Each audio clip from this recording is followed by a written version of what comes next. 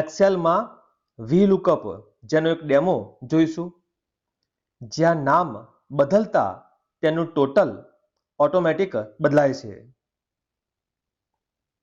બીજું કોઈ નામ આપીશું તો બાજુના ટોટલમાં ફેરફાર થતો તમે જોઈ શકો છો. તો આ માટે લુકઅપ ફંક્શનનો ઉપયોગ થાય છે. સૌથી પહેલા કોમ્પ્યુટરમાં એક્સેલને ઓપન કરીશું. સ્ટાર્ટ અથવા તો રનમાં એક્સેલ ટાઈપ કરીને એક્સેલને ઓપન કરીશું. જ્યાં આપેલ શીટમાં લુકઅપનો ઉપયોગ કરવા એક ટેબલને તૈયાર કરીશું. તે ટેબલ માટે હેડિંગ આપીશું, જેમાં નેમ, સબ્જેક્ટના નામ લઈશું ઇંગ્લિશ, હિન્દી, ગુજરાતી, સંસ્કૃત. આ સિવાય પણ સબ્જેક્ટ વધારે લઈ શકાય છે. અને અંતે આપીશું ટોટલ. ત્યાર પછી કોલમની સાઇઝ મુજબ તેમાં સામાન્ય ફેરફાર કરીશું. 10 જેટલા ડેટાની જરૂરિયાત હોય તેમાં સામાન્ય મોડિફિકેશન આપીશું. હેડિંગને થોડું વધારે મોટું રાખીશું.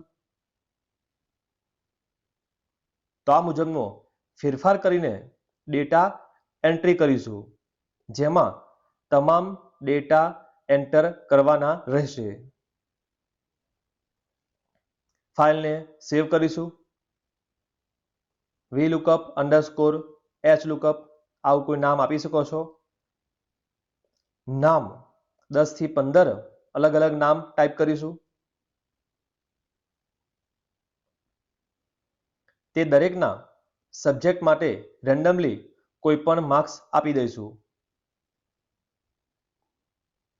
દરેક સબ્જેક્ટમાં માર્ક્સની એન્ટ્રી થઈ જાય ત્યાર પછી ટોટલની શરૂઆત કરીએ. ટોટલ માટે લાઈનને સિલેક્ટ કરીશું. આપીશું ઓટોસમ. ઓટોસમ આપતા જ આ જોવા મળશે અને ડ્રેગ કરીને તે તમામના ટોટલ મેળવી શકાય છે. ત્યાર પછી બાજુમાં સિલેક્ટ કરીશું VLOOKUP. ત્યાર પછી તેને મર્જ આપીશું. તે જ રીતે કોપી કરીને બાજુમાં લઈશું HLOOKUP, બંનેનો ડિફરન્સ એક સાથે જોવા માટે. આ સિવાય 4 ખાનાઓમાં ફોર્મેટ એડજસ્ટ કરીશું.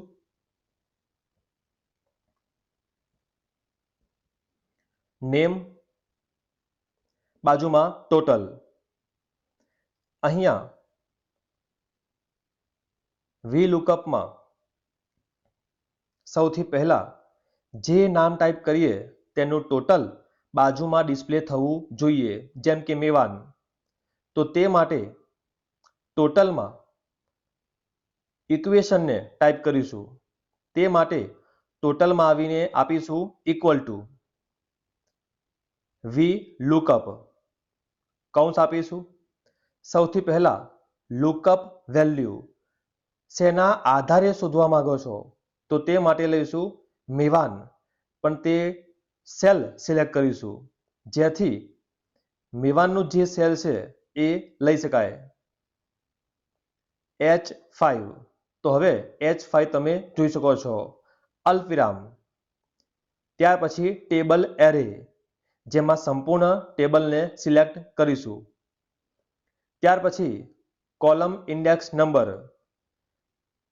કયો જવાબ જોઈએ છે તો તે ગણીશું અને જે નંબર આવતો હોય તે નંબરને લઈશું, જેમ કે 6 નંબરે આવે છે ટોટલ, અને અલ્પવિરામ આપીને આપીશું ફોલ્સ, કારણ નામ ટાઈપ કરેલા હોવાથી. હવે નામમાં ફેરફાર કરીશું, જેમ કે નીલમ, ટોટલ ચેન્જ. તે જ પ્રકારે નામ બદલીશું સચિન, ટોટલ ચેન્જ. તો આ પ્રકારે નામ મુજબ ટોટલમાં ફેરફાર થતો તમે જોઈ શકો છો. અહીંયા નામના બદલે લિસ્ટ લાવવા ડેટા વેલિડેશન, જ્યાં વિન્ડોમાં એની વેલ્યુની જગ્યાએ લિસ્ટ. ત્યાર પછી સોર્સ સિલેક્ટ કરીને નામ ફક્ત સિલેક્ટ કરીશું, એન્ટર આપીશું અને ત્યાર પછી ઓકે. તો હવે નામનું લિસ્ટ જોવા મળે છે અને લિસ્ટમાં ફેરફાર કરીને તમે ટોટલ મેળવી શકો છો. તો આ માટે VLOOKUP નો યુઝ કરી શકાય આડી હરોળમાં ડેટા શોધવા માટે. તે જ રીતે ત્યાર પછી HLOOKUP, કોલમ વાઇઝ ડેટા શોધવા માટે HLOOKUP નો ઉપયોગ કરી શકાય. તે માટે લઈશું સબ્જેક્ટ, જે કોલમ અલગ અલગ દર્શાવેલ છે, અને તેના માર્ક્સ, જેમાં સબ્જેક્ટ, જ્યાં કોલમના હેડિંગ તમે જોઈ શકો છો, જેને આપણે સબ્જેક્ટ ગણીશું. બાજુમાં માર્ક્સ, પર્ટિક્યુલર કોઈ રેકોર્ડના માર્ક્સ તમે અહીંયા મેળવી શકો છો. તો સબ્જેક્ટનું નામ લઈશું ઇંગ્લિશ. ત્યાર પછી માર્ક્સ, જેમાં ઇક્વલ ટુ આપીને ફંક્શન ટાઈપ કરીશું HLOOKUP. કૌંસ આપતા જ નીચેની સાઈડ 4 ઓપ્શન છે, જેમાં lookup value, table array, row index number, range lookup. ફક્ત એક જ ઓપ્શનમાં ફરક છે, રો ઇન્ડેક્સ નંબર. બાકીના ઓપ્શનમાં VLOOKUP કરતા કોઈ ફેરફાર નથી.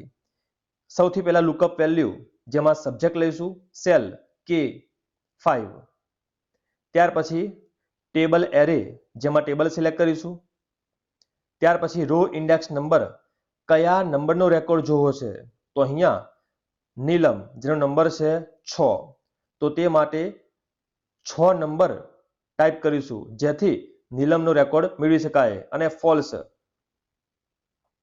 તો હવે ફક્ત નીલમનો રેકોર્ડ જોવા મળશે.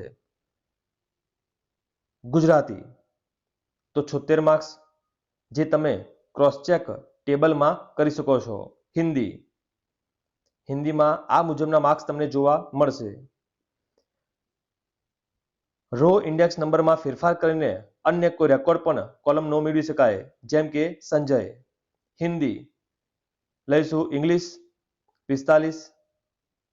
તો આ મુજબ પર્ટિક્યુલર આપેલ રો ઇન્ડેક્સના અલગ અલગ કોલમના વેલ્યુ તમે અહીંયા મેળવી શકો છો.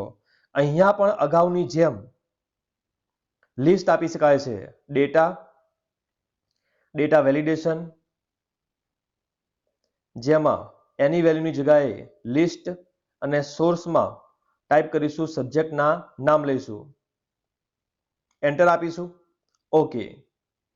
તો હવે લિસ્ટ જોવા મળશે. તે લિસ્ટ મુજબ સંજયની દરેક વેલ્યુ અહીંયા તમે જોઈ શકો છો.